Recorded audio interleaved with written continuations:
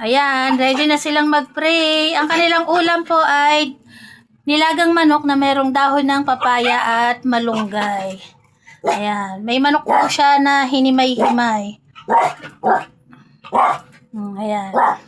Dahon ng papaya at dahon ng malunggay. Ang ingay na itong patang to eh. Magpe-pray na ang kuya. Pray muna. Pray. Panginoon, magandang tanghali po sa inyo. Kami po ay muli po nagpapasalamat sa pagkain na nasa harapan po namin sa mga sandaling ito. Bigyan niyo po kami ng marami po mga blessing. Pinupuri po namin kayo. Amen. Ay, may kwat dun si Chelo eh. What na eh. Pwesto na pwesto. Maghintay bara. Saglit. Pwesto. Teka, tingnan. Sara ka, ba't nandiyan ka, Sara ka? Sobra na dyan, 2, 4, 6, 8. Sobra na dyan. Nakamaingay si Chelo. Yun o, yun sa may pintuan.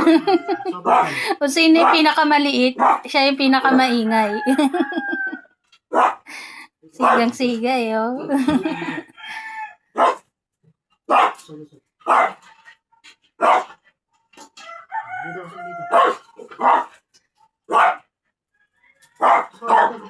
Paper daw, paper. Siya pa lang siya. Kaya. O, ba't nagsalo tong dalawa? Si Mayor. Mayor, nasaan yung plato mo, Mayor? Mayroon sa plato mo. Sa plato mo. Ito. Huwag ka na. Naligaw pala, sorry. Hindi ko sorry. Ano pa? Si sorry po kasi, saka si Chelo, magkatabi dun sa may pintuan. Kasi pareho silang disable. Sa mga nakakapansin po kay sorry, disable po talaga si sorry. Kasi nagkaroon po siya ng distemper. Halos lahat po sila nagkaroon ng distemper. Pero si sorry lang po yung nagkaroon ng side effect.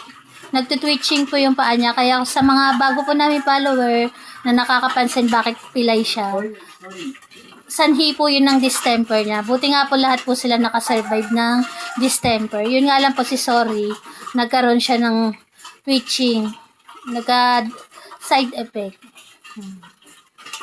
Ayan po, kung makikita nyo po, kahit merong dahon ng papaya, naubos nila yung kanilang pagkain.